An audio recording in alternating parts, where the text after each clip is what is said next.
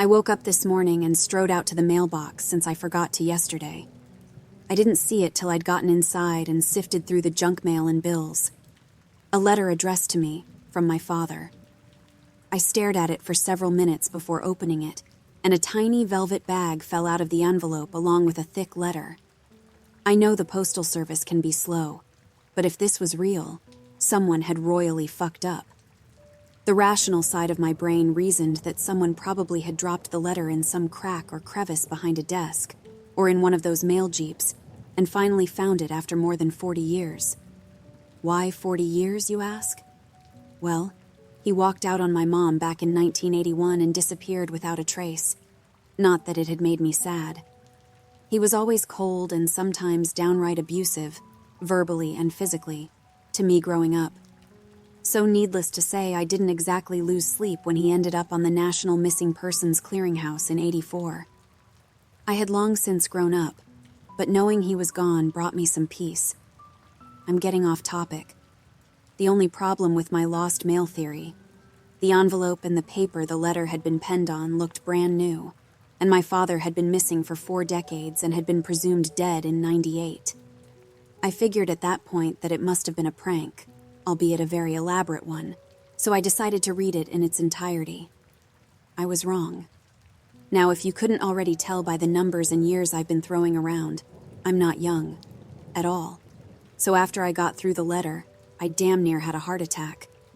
I'm not completely tech illiterate, but I'm no computer whiz either, so I don't really know how to go about understanding it fully. I called the library to ask about some of the things mentioned in the letter, and all they had was a book by someone named Aleister Crowley and a couple military history novels, but they'd all been checked out, so that's why I'm here. My daughter Olivia told me that people talk about weird stuff that's happened to them on this website for others to try and make sense of, so I thought I'd put the letter here. She got me a laptop computer as a housewarming present for the assisted care apartment I moved into last month, and this is the first time I've fired it up, and my neighbor Jan is letting me borrow her Wi-Fi, so I've spent the day typing down what the letter said, and it's finally ready to share. I've talked enough, so I'll shut up and let you read the letter. I've used the pound key to indicate the start and end. This is what it says. My dearest son, your grandfather served in the United States Army during World War I, and like many veterans of the Great War, he returned wounded, both physically and mentally. Being born in 1920, I knew not what his face had looked like before the war, and as such, I never asked him about his time overseas, and he never spoke of it, as though those nearly 2 years had never occurred. That was, until he summoned me beside his deathbed, voice hoarse and dry from the respiratory medicines working to keep him breathing. It was the morning of May 19th, 1979. A cardinal perched itself on a large branch directly outside his solitary window in the bedroom on the 2nd floor of my home. He had lived with me for several years by this point, as his health had deteriorated, and he began to need round-the-clock care. Dementia had begun to gnaw away at his faculties, and it was difficult for him to verbalize his needs or say anything coherent, also due to his lung cancer from years of smoking. We had visited his doctor the previous Saturday, and he recommended my father's treatment plan transition to hospice care. As his power of attorney, and not wanting to pry him from the comfort of his recliner and the familiarity of his room, I hired a home health service in lieu of sending him to a VA facility.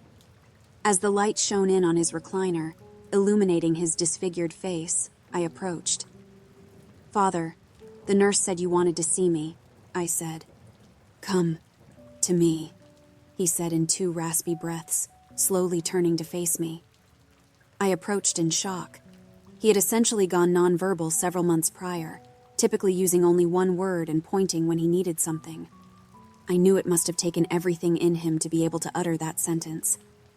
Eyes still locked on him, I reached for the folding chair I kept in the corner and opened it, setting it next to his rocker and sitting down, joining him at eye level.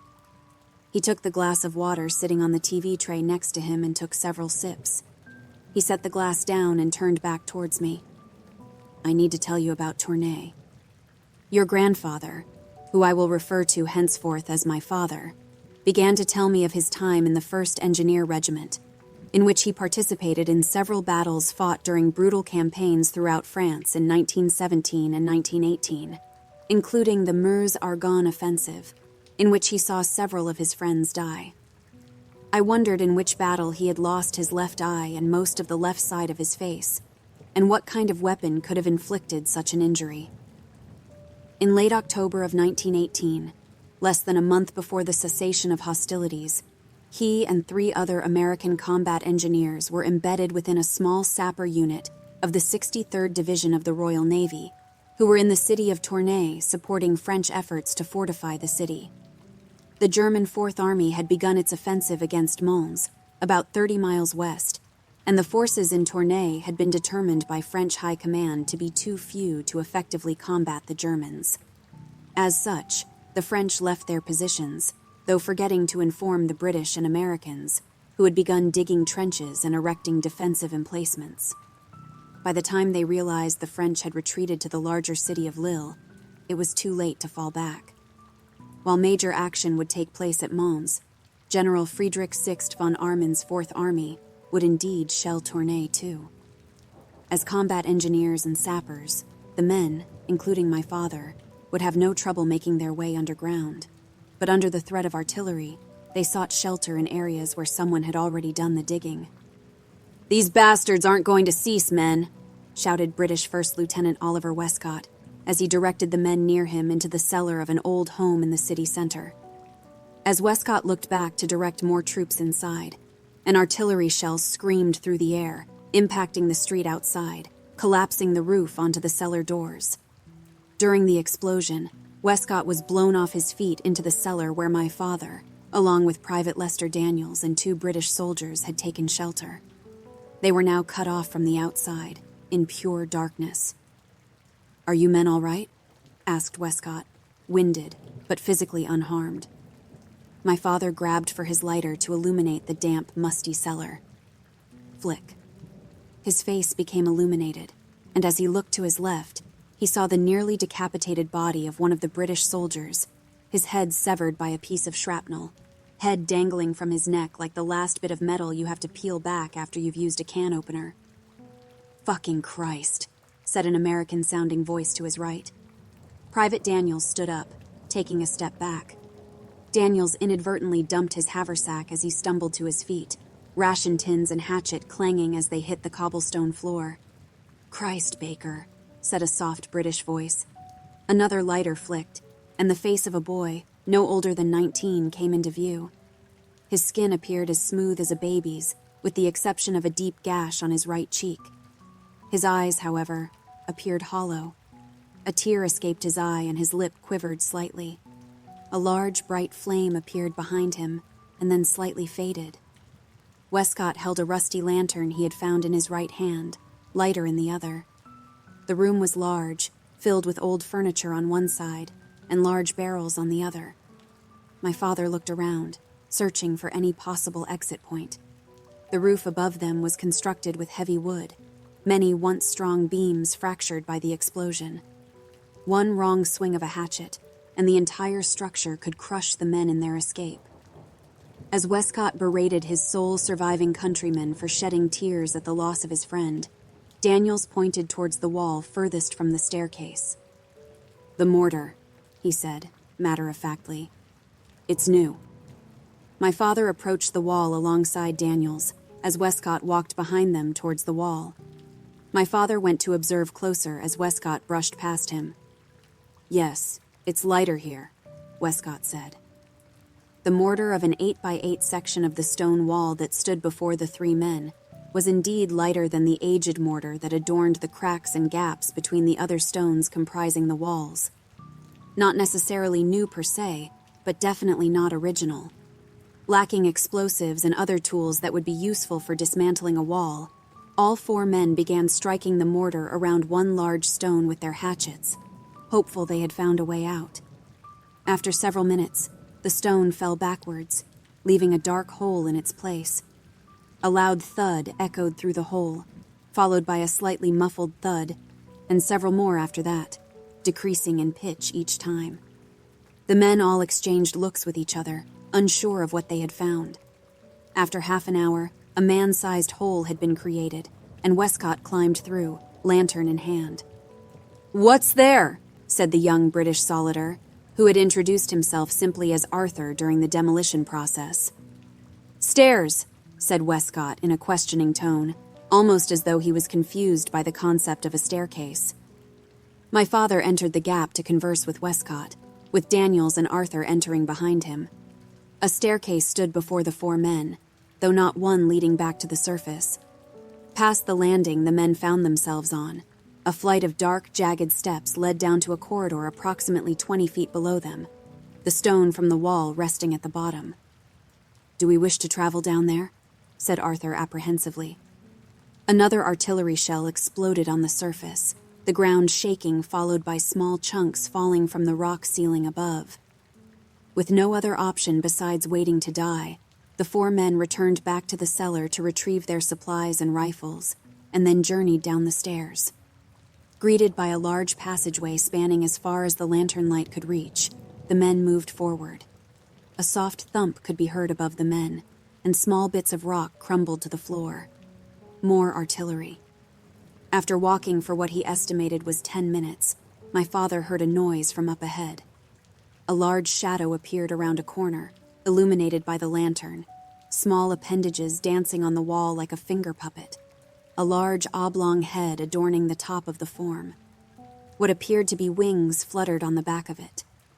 Westcott drew his revolver from its holster, racing forward with the lantern to confront the unknown shadow. He rounded the corner and stopped in his tracks. Lowering the revolver and chuckling, Westcott looked back at the three men. "Was a fucking rat," he said, laughing. The rest of the men entered the small room Westcott had rushed into. A small statue rested in the corner of the room, inscribed Clovis in French. A rat poked its head out from behind the statue before retreating behind it again. The men continued on down the passageway, stopping briefly to drink from their canteens. Shortly after resuming their journey, the narrow hall widened. "Christ almighty," Daniels trailed off, seeing a massive circular room come into view. The ceilings here extended higher than those in the passageway, though not by much. Enveloping the perimeter of the room like wallpaper were skulls. In the center of the room laid a large, rectangular stone object, which my father immediately believed to be a coffin. He approached it, the others in tow. While appearing incredibly simplistic from a distance, the dark box was covered in various symbols, none of which my father recognized. He then proceeded to open it. What sounded like a breath emerged from the coffin, and a searing pain coursed through his hand, as though he had been stung. He cried out in pain, clutching his hand, stumbling back. Daniels unshouldered his rifle, hands shaking violently as his fingers slipped, and he fired a shot into the coffin, putting a hole through the thin rock. Their ears rang and something clattered to the ground behind the two men. Standing there, facing away from them, was Arthur. The lantern laid on the ground a few feet ahead of him, flames slowly dying. "Where the fuck is Westcott?" said my father, voice trembling. Arthur turned towards him, face completely pale. He spoke in a deep, unnatural voice. "He," was all he managed to get out as the wet squelch of a hatchet burying itself in his head reverberated throughout the room. Arthur fell to the floor, blood seeping from his eyes, now red. As he collapsed onto his side, still facing them, he smiled. Just then, Westcott emerged from the darkness, holding his rifle, bayonet affixed. My father unshouldered his rifle and pointed it at Westcott. "Wait," said Westcott, just as my father and Daniels both fired at the murderer. Daniels' shot missed by a mile, his hands still shaking, but my father's shot pierced Westcott's uniform, puncturing his right lung. Coughing on blood, Westcott said two words that would make my father shudder when recounting his tale.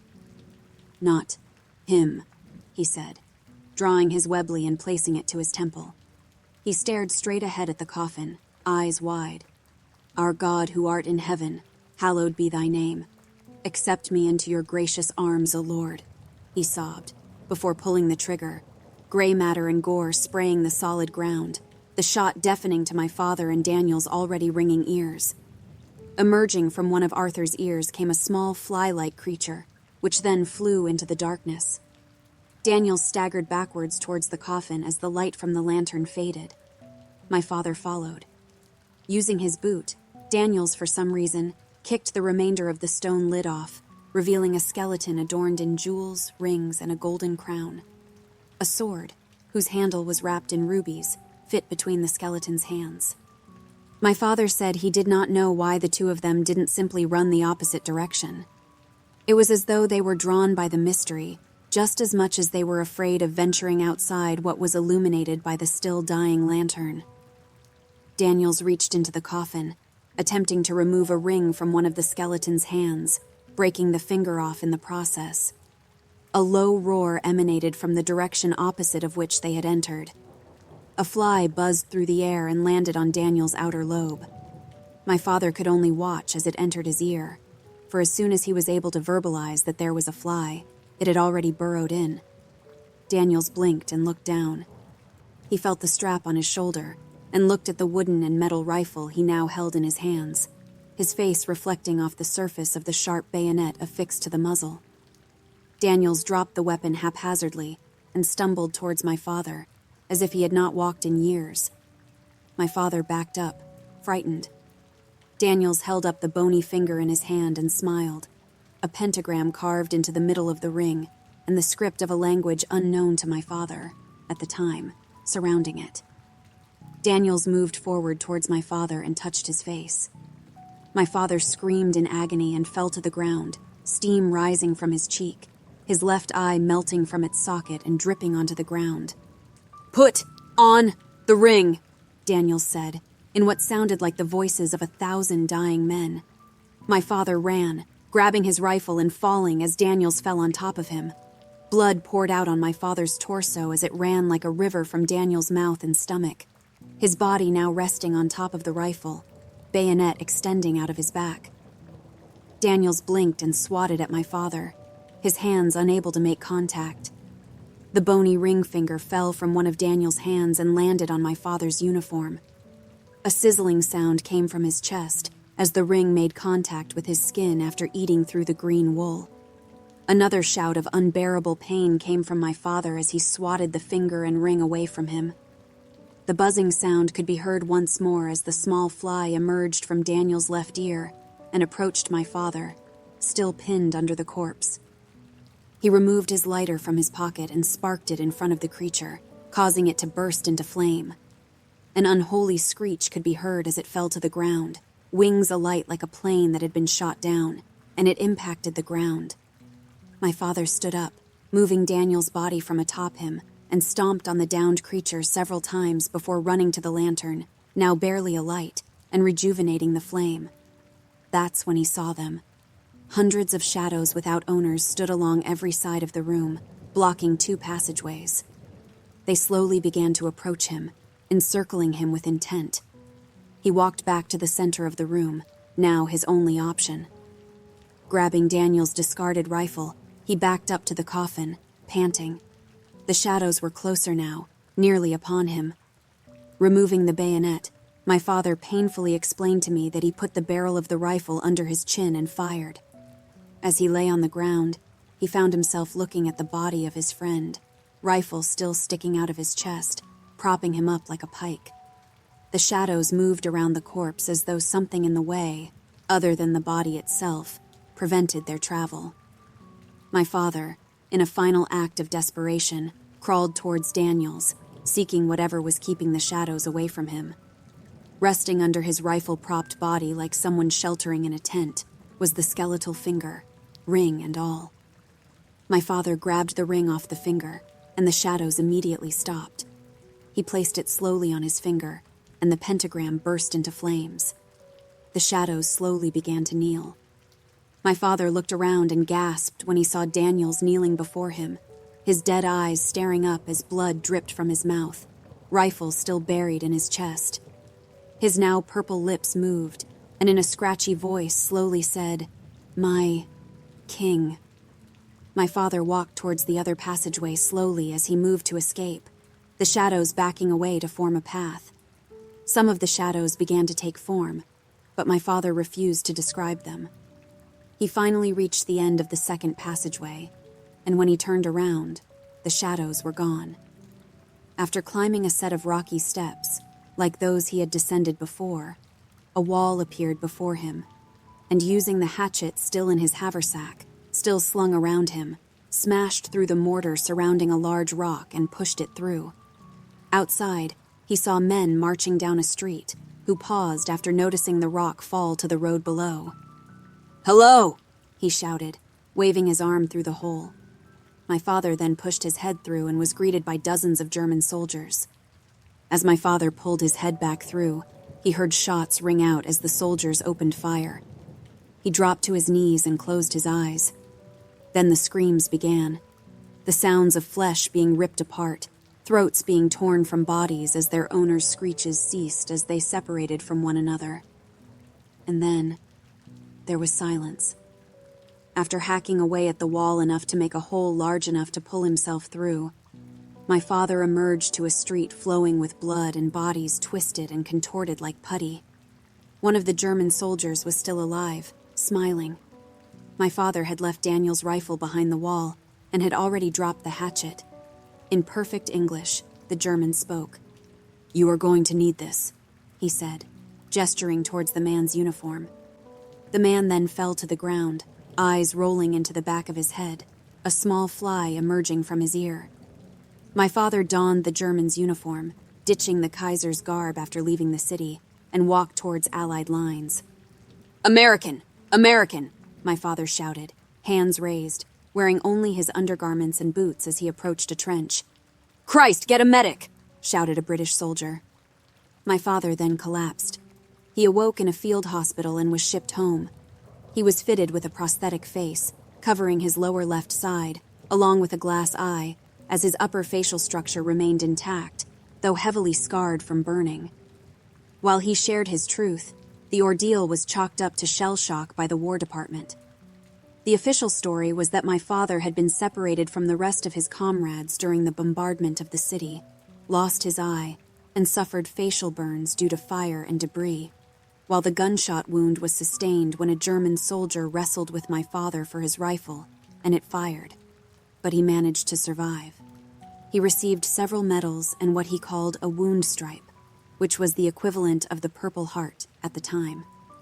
He had the option to receive a Purple Heart retroactively later in life after it was introduced, which he declined. After my father finished speaking, he turned away and looked back out the window, the red cardinal still perched on the branch looking in at him. He smiled at the bird, and I slowly walked back downstairs. "You were up there for quite a while. Is everything okay?" The nurse, who had been waiting on the couch in the living room, asked me. "Yeah, I was having a conversation with him," I said. She laughed. "Robert? Talking? That's hilarious. I've been here every day for a month now, and he's only spoken to me once." She laughed. "What did he say?" I asked. "He asked me to put on a ring." My father died 5 months later. He was buried with full military honors, dressed in uniform. As he was lowered into his eternal resting place and the preacher waxed lyrical about his good deeds, I held my hands in my pockets. It was quite chilly that day. In one hand, I gripped the funeral program. In the other, I held the ring that had been on my father's finger just before he was transferred to the hearse. In the years following his death, I traveled to Tournai and spoke with numerous scholars and occultists regarding the events surrounding my father's experience. This is what I found. Clovis. I was the king of Francia from the late 400s to early 500s, ruling an area which comprised much of what is now northwestern France and surrounding areas including Belgium, where modern-day Tournai sits. Relics of his reign were discovered in the late 1600s, including a trove of gold and other precious jewels, metals, and rings whose worth was beyond measure. Though converting to a form of Christianity later in his short life, he was born into a certain breed of pagans and held various beliefs that made those closest to him fearful.